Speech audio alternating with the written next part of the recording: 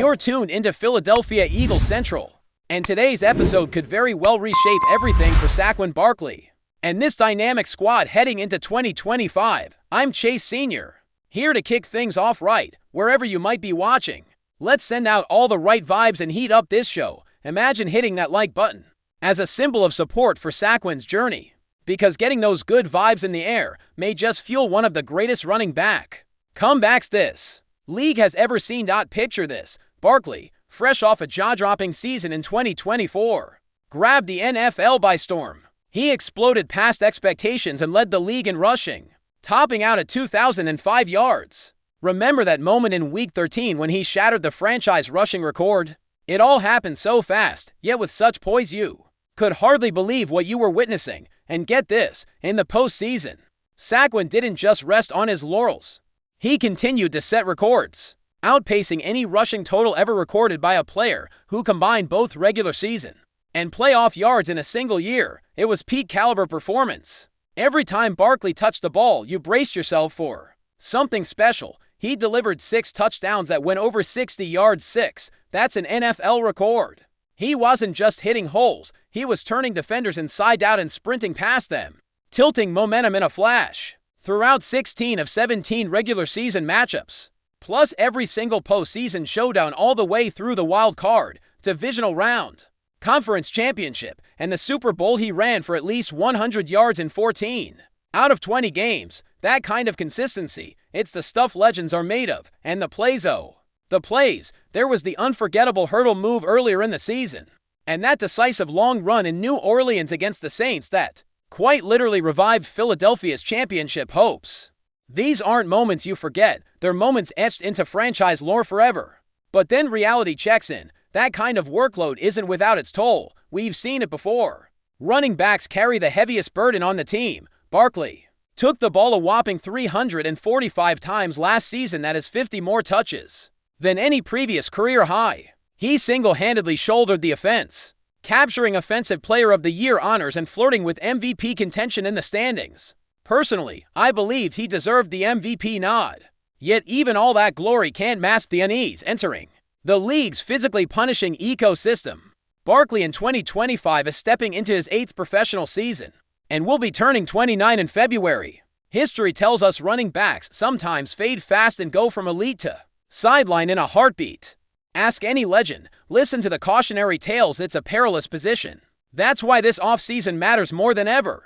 The Eagles and Saquon himself have shifted their approach entirely. This isn't business as usual. Now Barkley, spearheaded by a network that includes Coach Nick Sirianni, running backs coach Deuce Staley, former NFL greats like Marshall Faulk and Edgerrin James, and a circle of mentors, is embracing a smarter plan. They've dialed down the instinct to keep pace with workouts like hill sprints or relentless tempo drills whenever he saw clips of other backs going all out. Instead, they're focusing on controlled conditioning, high-level mobility work, and strategic recovery. There's a new voice in the room now, a chorus of experienced confidence urging Barkley to temper his fire, slow down the pace, and listen to his body. It's all about recalibration, saving that physical prime while letting the body repair, rebuilding durability, not just power. I feel great, Barkley has said, expressing confidence in his physical state and framing this as merely the beginning of a renewed prime. This is huge. When your lead back feels energized, healed, and ready to go on his own terms, watch out. If he can sustain peak production for just a few more seasons, he's in Hall of Fame territory. During spring workouts, Barkley didn't mince words about his goals. "I want to be the best running back to ever play," he declared. His words weren't boastful or hollow, they carried ambition coupled with nuance. He knows the highs, legendary sequences on bad Giant squads masked by injuries that once stalled his ascent. He knows what the narrative could be if lingering wear and tear pull him down. He's betting on his work ethic and the ingenuity of this new regimen to shape a historic legacy. Every carry, every rep will be managed, measured aimed at striking that balance between high output and long-term resilience. This isn't just off-season chatter. It's a blueprint. Barkley won't barrel headlong into training camp already peaking.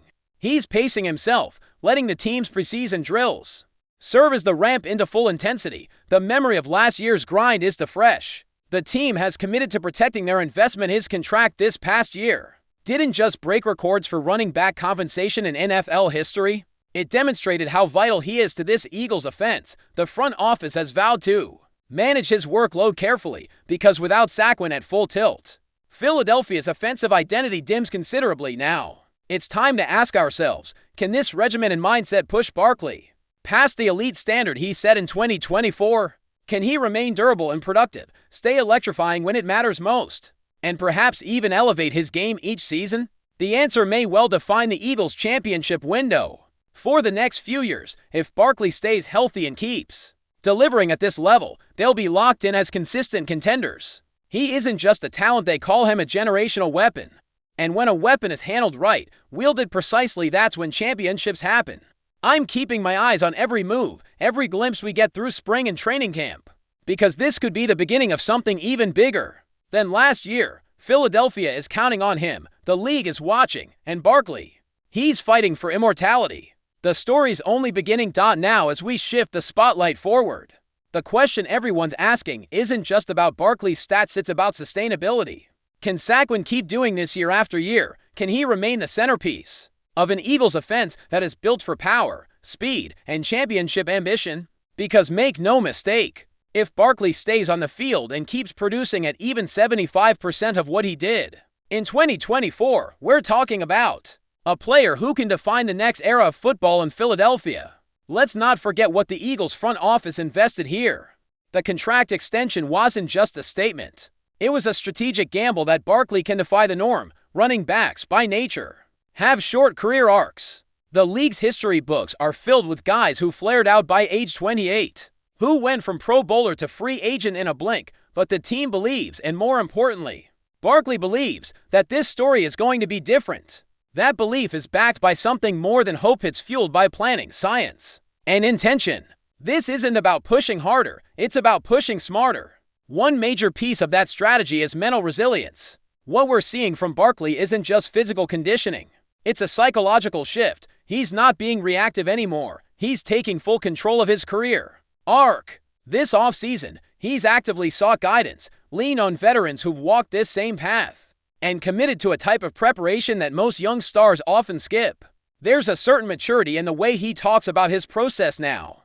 It's no longer about proving something every week, it's about building something that lasts. That kind of mindset doesn't just prolong a career, it reshapes it. You can already see it in how he carries himself at team facilities. The veteran presence is unmistakable. Teammates watch him train, and it sets a tone. Coaches talk about his influence in the locker room like he's more than a star. He's a leader now, a mentor, a cultural cornerstone. That evolution matters. In a league where locker rooms change constantly and ego can fracture chemistry, having a player like Barkley buying into the long game creates a ripple effect. His presence calms the chaos.